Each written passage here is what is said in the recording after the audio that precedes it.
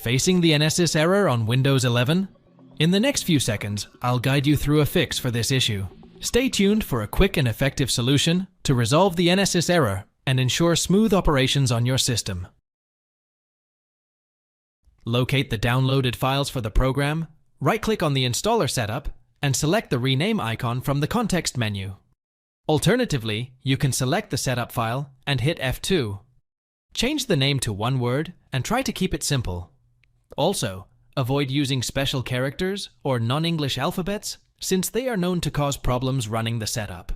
The NSIS error launching installer will be solved afterward.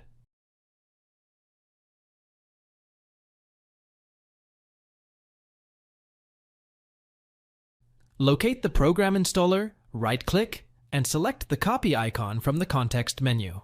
Now, go to the desktop, right-click on the empty portion, and select the paste icon from the context menu. The NSIS error while uninstalling the program will be fixed.